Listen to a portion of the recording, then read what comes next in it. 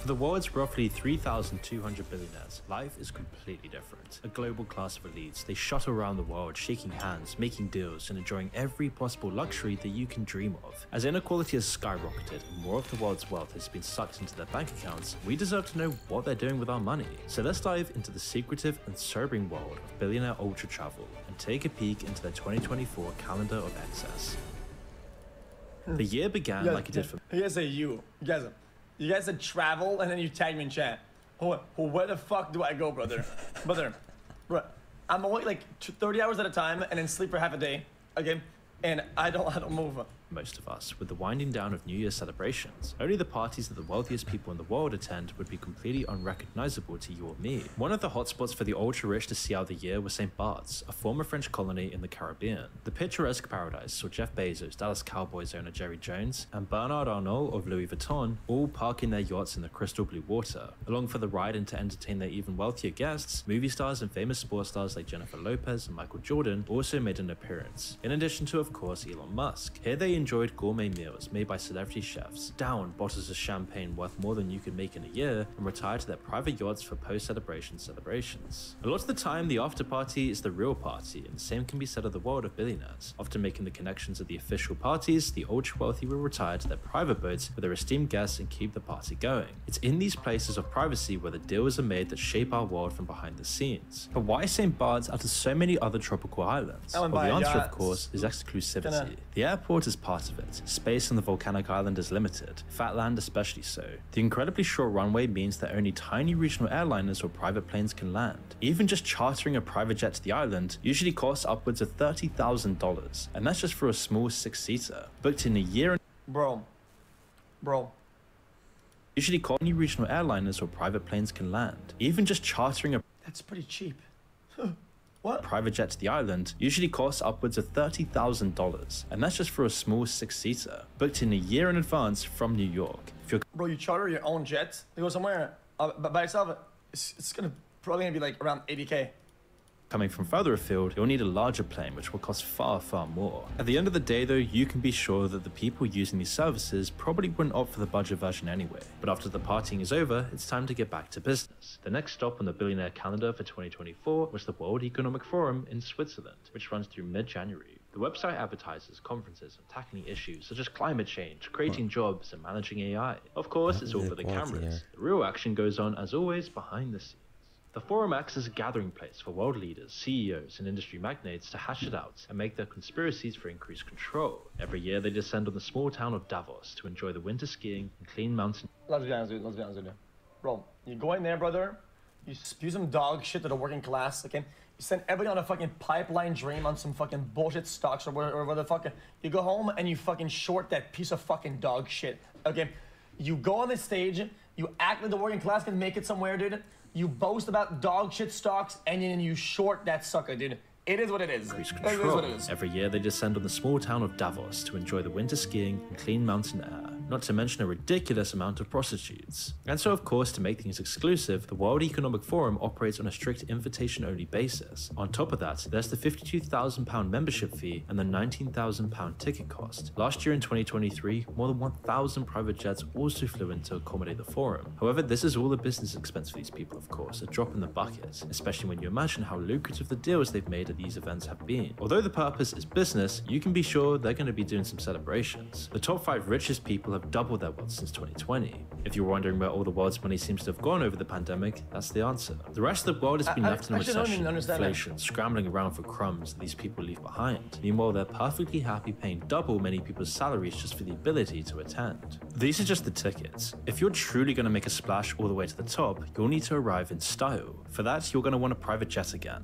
Chartering a flight from St. Bart's to Zurich, one of the closest major cities, is much more pricey, easily running over $100,000. Again, that's booking a year in advance combined with the cheapest option. For transatlantic flights, you need a larger plane, and that only adds to the cost both to your wallet and to the planet. Even then, chartering flights is something the truly rich wouldn't even consider, because as you go up the pyramid, people go from renting these planes to owning a joint stake in one to actually owning the plane outright. The truly rich might even own their own fleet, all to save themselves from suffering the indignity of first class on a commercial airliner. But don't make the mistake of believing that buying a plane would make the cheaper option in the long run either. Initially, a jet will set you back anywhere near from $3 million to $75 million.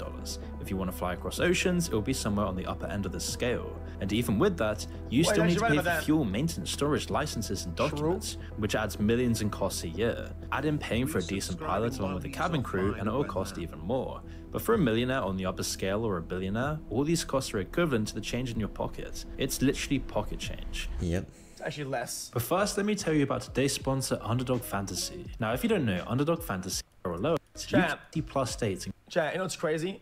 Is that he's actually wrong about that. By comparison, a billionaire that has like that amount of money for like a jet or whatever is like much less for them that ride than the pocket change if you make it like a normal salary. With Patrick Mayhomes to go higher than 0.5 total. You want to know making a 50 and get a window into using the link below. If you want to know why and get a window into how they think, then take a few zeros. You guys don't know who Mayhomes is. Mayhomes? Off your calculations. The 100k flight we mentioned would bankrupt most people, making a 50k a year salary, which isn't even a bad wage to begin with. But if you're making 50 million a year instead, then it's the equivalent of what paying $100 or something like that would be for a person making 50k a year. Not cheap, but not something that will break the bank either. If you're some billionaire making 500 million a year, then it's like paying $10. You might not even notice it's gone. Knowing this puts into perspective how out of touch and detached from reality these luxury services really get. Amounts of money that would change your life spent. Because I enjoy the airport with friends and shit like that. Guys, jets are cool and all, but I enjoy my ride or going to the airport, man. I think it's fun. I think it's part of the experience. Like, it's why I don't like people that, because I don't like jetting that much. I like going to the fucking airports. And on one 8-hour flight, a ticket to some secret party, or a fancy bottle of wine. But the billionaires aren't thinking about normal people, of course. As the World Economic Forum comes to a close, they're looking towards their next private jets. Engagements. For some millionaires and billionaires, that might be the Snow Polo World Cup in St. Moritz, another town in the Swiss Alps. It's a tournament of people playing polo on top of a frozen lake. And to be fair, it's pretty cool, and it did begin as a small low-budget event. But just like St. Bart's though, this event became a hit with the richest of the rich because of its exclusivity. No peasants came to this, because the town is incredibly high up in the mountains, with a tiny airstrip serving as the most convenient. I'm very sure because I'm not kidding about this. You know, like there's agents, you know, the ones that like pat you down and shit. Okay, the ones that are at the scanner. Okay, I'm telling you, Chad, they're all juicers. I don't know what it is about them, Chad. TSA that are at the scanner. Everybody that's like the clerk right there, all juicers. Chad, they all watch the stream. They're all watchers of the stream. Almost all of them. I'm not kidding. Way for it's like above coin flip. Using the same restrictions as last time, a chartered flight from Zurich to St. Moritz costs around 6 to 7 grand. The actual sporting event isn't the main attraction, of course. Instead, it's an excuse to put on a pricey fur coat, drink champagne, and enjoy the mountain air away from all the poor people. Other than these events and some others like the Sundance Film Festival, most billionaires spend their time working on their own companies and enjoying the sun in the Caribbean. A lot of billionaires attend the major sporting events as well. What the hell? On their own companies and enjoying the sun in the Damn. He's got the cuties and shit. What the heck? Caribbean. A lot of billionaires attend the major sporting events as well, with the Super Bowl being an obvious favorite. But if you're a billionaire, obviously you're not going to be sitting with the rest of the crowd. Most people want special treatment and their own suite. Last year cost up to $2 million for one event. This year, with all the hype around Taylor Swift and the event as a whole, it's likely to be even more. That doesn't include special privileges you won't find advertised on websites, like meeting the players or the management. Through their connections, billionaires can have that as well if they're willing to pay. Add in the private flights, the limo, the food, and one of these events could easily cost up to $2 to $4 million. It gets hard to imagine how much money is spent on what amounts to hours of enjoyment. Sums of cash that could keep a family afloat for generations, all blown in a single day. But once you begin to comprehend... am I wrong in thinking that nobody actually goes to their website and actually clicks on buy at like 2.5 million? They probably just have like the good connections and just talk to them directly. Like nobody actually just go and clicks on that shit. and the sheer amounts of wealth there is at the top of the They just pyramid, call it in. becomes clear how trivial this is for them. Saving $1 every single second would only make you a billionaire after 30 years. Is their work really that valuable, or is there something else going on here? Well, it's an unfortunate fact that in almost any system of competition working over a long time, the rewards and profits tend to fall into what's called a ratio distribution. The top 20% of active members in a system will account for 80% of the output and reap 80% of the rewards. It's everywhere from nature to culture to money. The top 20% of the words that people use make up 80% of all words spoken or written down. The top 10% of Twitter users post 80% of all the tweets. And yes, the top 20% of the US owns 80% of the wealth. The scary thing is that the distribution system keeps repeating as you go further up the scale. The majority of musicians never get noticed, while a small subset get all the audience. And a small portion of the most popular musicians make up the lion's share of what people listen to. And even among those artists, only a small portion of their work gets most of the attention. And it's exactly the same with money. The further you go up, the more they proportionally own. The richest 1% of the country own over half the entire stock market, and in 2018, the richest 3 men in the world own more than the bottom half of Americans. It seems that if you didn't interfere, all the wealth and profits in a system naturally drifts into the hands of the top earners. It's the process that's given us a billionaire class today, with US billionaires increasing their total wealth by 70% over the pandemic alone. And we can argue about how to fix it all day, but to even attempt it would require major changes in laws, taxes, and wealth distribution. And it can end up being some nightmarish socialist scenario. But as it is right now, it means these people get to enjoy the kinds of luxuries that are completely ridiculous to the rest of the world, but don't even dent their bottom lines. But as winter ends and spring draws on, lots of billionaires decide they want to spend their time in the Mediterranean instead of the Caribbean. They avoid hurricanes, and it's far more convenient for other events in the calendar, like the Monaco Grand Prix that gets held in early June. But instead of having to use their second favorite yacht, lots of multi-millionaires and billionaires just ship their most luxurious yacht halfway across the world instead. Even for a small yacht, the prices are easily going to reach $50,000. And for the super yachts the billionaire class owns, isn't that crazy, champ? That these guys, they buy boats and then they travel by boat to go not boat. The boat doesn't boat, and it boats even less to boat even less.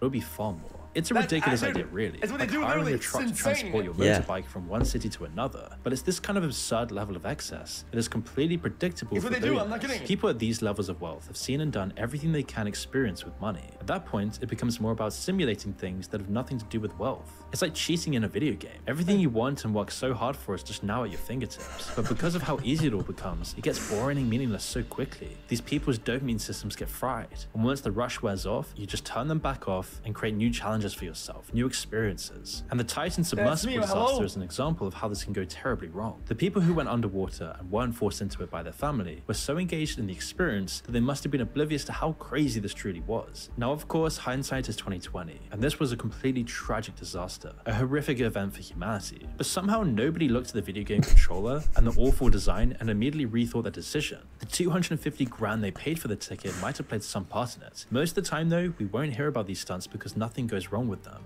Furstenbach Adventures is one company specializing in this kind of sanitized danger. One of their survivalist joyrides. Okay, hot take, hot take. The whole fucking, oh dude, chat. The whole people being dumb about. Sorry. Chat.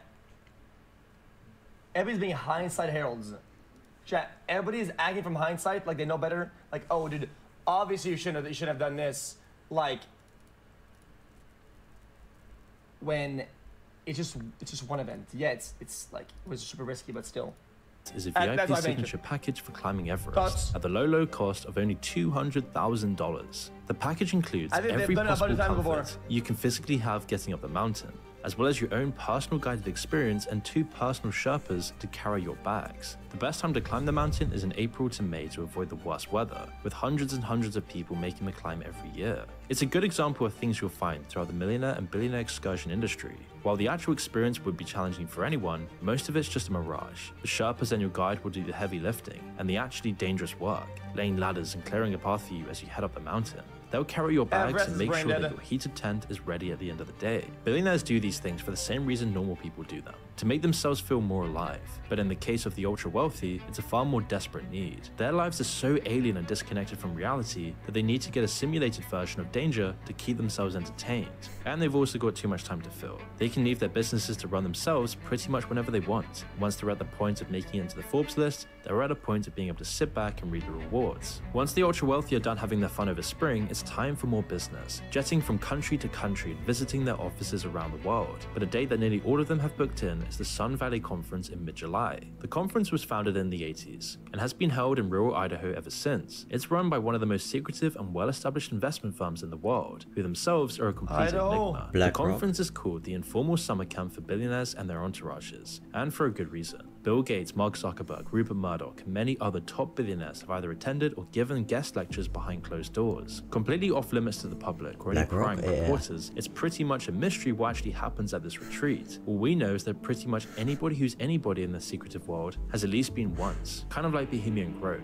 Tons of world-shaping deals are said to have taken place at the conference, like Bezos buying out the Wall Street Journal or Disney and ABC merging together. Often though, it's simply the conversations that occur here which become the starting point for major deals in the future. Other than being incredibly fancy, you might not recognize it's a place of such concentrated financial power. It's more like a party at a massive skiing lodge, as billionaires take the time to play golf or go fishing, then lay the foundations of business deals that will strengthen their grip on power. The 3-day event is a rollercoaster of collusion and plotting, which all the billionaires fly to visit. If you want to see the largest number of private jets in just one place, this would be a good bet. The amount of fuel burned and money spent on just the transport to this trumped-up party would be well into the tens of millions. It's a cost that the billionaire class will happily bear when such lucrative deals could be made. Other than the Sun Valley Conference, billionaires spend their summers visiting places that the rest of us don't have access to. What if everyone put up spike strips on the fucking... Shock. And this is part of the draw of yachts. It means they can cruise around the Mediterranean, find some secluded beach away from the public, and enjoy their own private paradise. Of course, that's if they're away from their own private islands. Owning an entire island is the endgame for the rich. It's almost like owning your own country. It ensures complete privacy, complete control, and we all know what that can entail for these people.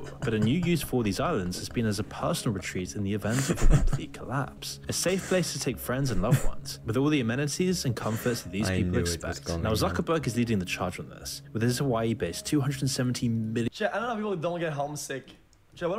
How do they not get homesick? Because I leave the house and I'm not like near like a city for like a couple hours. I start fucking going mauled. $1 survival compound. It's already been over a decade in the making. First, Zuckerberg bought up massive tracts of land on and around the site. Then the construction began, mansions, spas, swimming pools, and various living spaces. The site has over a dozen buildings with everything you need to survive for a lifetime. Then there's the underground bunker, equipped with a blast-proof door, as well as facilities for self-sufficient food and energy. Chap, what does it matter if everything's breaking down and you're in your bunker, right? And you have all that, if you don't have the person you love the most to hold. That's in addition to all the security features, tons of cameras, secret rooms, and hidden escape tunnels. The people building this for him are all sworn to secrecy and have signed ironclad NDAs, and he's been able to keep this a secret for over a decade, as it's not something he wants other people to know about. It says a lot that billionaires are preparing themselves for the world to end. Maybe they know something we don't, or maybe it's because of their obsession with safeguarding and extending the life they have. Tons of them are obsessed with health and extending their lifespan. People like Brian Johnson are popping up all over the place. These freaky people taking their son's own blood to rejuvenate their health. But the one thing they can't control is their life. They will never be able to buy eternal life, but they can still have a hand in causing other people's deaths, at least indirectly. You see, one Hawaiian native was contracted to work at the compound as a security guard, keeping watch over a beach nearby. After a 12-hour shift, he waited to be picked up as normal and taken home, but because of weather conditions, the pickup never came. So his only option was to climb the hill the compound is situated on to reach the exit, but he actually never made it up. He suffered a heart attack during the steep climb and later died at a nearby hospital. His family's wrongful death lawsuit has taken years because of the countless NDAs and secrecy measures. In fact, the family weren't even aware he was ill until they found out he had already died. Despite the incident occurring nearly 5 years ago in 2019, the trial will take place in June of 2024. But if this is all just coming out now about Zuckerberg, what are other people doing? It's rumored Sergey Brin has taken similar measures, and you can only guess what other people are doing on their personal islands. Now, by the end of summer and the beginning of autumn, this means one thing for billionaires: the Monaco Yacht Show. Held during the last week of September, it's a gathering place for people to buy, sell, rent, and admire super yachts. Now, I've already made a video going over what actually happens on these yachts, but to enjoy the fun, you have to be part of the in-crowd, of course. In the same way as the Monaco Grand Prix, it's another opportunity for the top 1% of the 1% to Look, brother. They're both supposed to fucking go into the water and shit. Monaco Grand Prix, it's another opportunity for... Brother, people ship their fucking yachts to go park them like this. I don't get this. This is just fucking brain dead, dude. For the top 1% of the 1% to show off their wealth in front of their peers. Last year, more than $4 billion worth of various vessels were on show. The largest boat there, the 115 meters long Afo, cost at least $2.5 million to charter for just 1 week. For billionaires, it's often the last stop on their Mediterranean tour before the weather changes for good. Then it's time, as we've mentioned. One does not watch F1. Watching F1 is like a fucking... It's something that doesn't even make sense. You cannot watch F1. When you go there physically, you don't see shit. Brother, I'd rather watch it on TV. Earlier to have their yacht shipped to the Caribbean instead, or other exotic equatorial places. And obviously, whilst this is terrible for the environment, these are the people lecturing you on why you need carbon taxes and need to turn off the lights for the... Bro, you did it? I didn't. Brother, I was in a lounge with fucking... What's the name again? Bro, Eric Andre or whatever the fuck, watching this shit on TV. Environment. I'm not gonna the walk outside hypocrisy and is go just so insane. On the TV. And you really look at the lifestyle of the people lecturing you from the World Economic Forum. The people complaining that use plastic straws, have a diesel car, or leave the tap on occasionally. All the while, billionaires emit more carbon emissions in one cruise than most people will in a lifetime. And then at the end of the year, billionaires will usually settle down for a few key big events. One of these is the phrase Masters Art Show in London. The premier place for the rich and powerful to buy artwork that confirms their place at the top. From ancient relics to modern masterpieces, everything's available that's worth showing off to these people. Art dealers and collectors will show up with anything that's too expensive to sell at other shows. They'll be hoping to catch the eyes of one of the multi-millionaires or billionaires that frequent the show. And of course, the show has pricey tickets, probably to scare away the protesters we've seen in more public galleries. But if you can afford it, it's often the only chance to see these things of beauty in person. That's before they're carted away and sold off to some private collection, doomed to... Well, art is worthless, but a cool piece is cool. Doesn't matter what price it is and who made it, a cool piece is a cool piece. If you have a house and you're trying to furnish it and you find a cool piece of art and it's like kind of cheap, it's baller as fuck. It doesn't matter who did it. There. I'm like a big fan of like things you can touch and have and like a cool art, right? And it's cool to have a cool one, but that doesn't mean that it's expensive. To collect dust. Some of it is expensive for sure. For these people. Some of it isn't. It's another way to simulate that exclusive, one-of-a-kind feeling that all billionaires are chasing. But ultimately, this concludes most of the years for billionaires. The end of the year is usually a quieter period, and their travel plans, or at least the parts which aren't completely hidden from view, then continue on into the next year and the next year. The defining trait in all of their travel plans and events is exclusivity and privacy. No peasants allowed. They don't want people to know what their lives are like. They don't want people complaining. They don't want people realizing how hypocritical they are. They just want to be left alone undisturbed. They exist in their own class, living in... Oh, you don't agree with me? Okay. in a world you can't even imagine. It's a separate existence depending... Bro. This says it. Bro, you're not an intellect, man. Of course you don't understand art. Where's this guy? Where's this guy? Up. Oh, he's gone. Bro, one does not understand art. That's like an oxymoron or some shit. Nobody cares. It's whatever you want it to be. Whatever it is for you, that's what it is, right? If you look further than that, you're brain dead. Actually, if you look past that, right, and you look past that take, you're the one who's like anti-intellect. How's it not true? Art is whatever it is. It's for me, this has value, and I like this, and I want this, right? That's all I need to know. That's all I need to think about. There's nothing else that matters but that. That's my take. And are not yet ignoring all the hard work and sacrifice that everyone else puts into society. The only way you can fight it is by being aware of how hypocritical this really is. How hypocritical our government leaders, billionaire elites, and Hollywood celebrities truly are when they preach to the public about social changes. But until people realize the true extent of the hypocrisy, they'll continue to be free to sail around the world on everyone else's dime. Hold on, let me look at these watches. Shit. Shit. true extent of the Both shit. Yeah, that's shit. Dog shit, poor, hypocrisy, they'll continue to be poor, and poor. free to sail around Gotcha. the world and everyone else is dying. A perfect example of how our society is being shaped to their whims is like when Bezos demanded a historic bridge be torn down for his yacht to pass through. Thankfully, it never actually happened. Oceano, a company that specializes in building the mega yachts for these people, has some facilities See, he knows. Yep, that's right. I know. Chef knows his watches. Hey, yo, Chef, you wanna flex your shit or what? You wanna flex it? up the river from Rotterdam, and so the plan was to build the yacht there, then sail it through Rotterdam's port and out to sea. He's The like, only "No." problem was how massive the ship actually was. The $500 million vessel is 127 meters in length. For context, that's how tall the Great Pyramid of Giza is. Add in the planned height for the masts, and it's way too big to fit under any European bridge, especially the one they wanted to take down, which was approaching its 100th birthday. Of course, no expense is too small for these people, but it must have been cheaper for Bezos to try and pay off the city to dismantle the landmark bridge instead of moving the boat halfway through construction, and his plan nearly went ahead. It was only after a massive wave of public pushback that it was scrapped. This is the same man whose company is currently pushing $20,000 shantytown shacks as their solution to the housing crisis. The whole incident is proof of a world where politicians are cheap and billionaires are happy to spend millions on things like private flights. And so of course, why wouldn't they pay to have history demolished and culture rejected in Europe? Brother. They may have poor watches, but they are rich in life. While you sit in a room with no one but the crowd that hate watches you. Brother. They are on yachts full of people that don't care about them, doing shit they don't care about, wearing things they don't even like, partaking in actions they don't want to do, portraying it to people that don't give a fuck about them. Brother, you're bugging. I'm doing exactly what I want to be doing.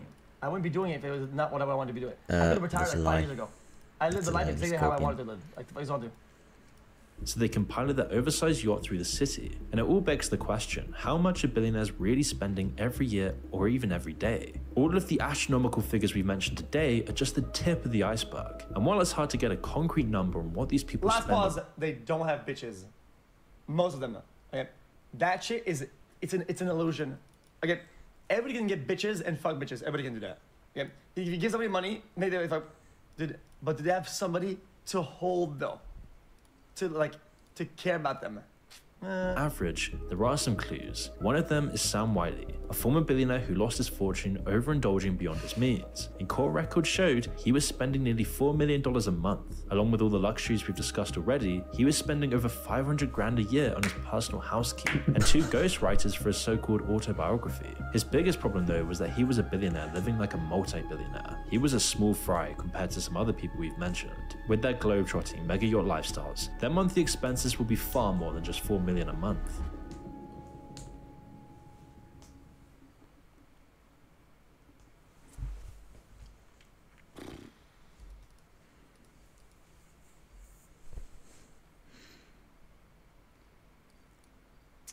I'm not gonna debate you on this.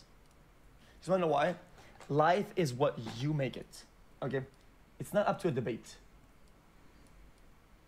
Life perspective is not, it's not up really to discussion. Find what life is for you, what makes sense for you. And you won't ever have to explain it to anybody. If everybody actually explain it, you don't have to. You don't own any explanation. Thank you, If Mr. you explain it to them Editor. and they don't understand it, Thank you for this. is what it is. You win because you live life on your own terms, you know? You're winning every day. So why want to win their approval? No, fuck you.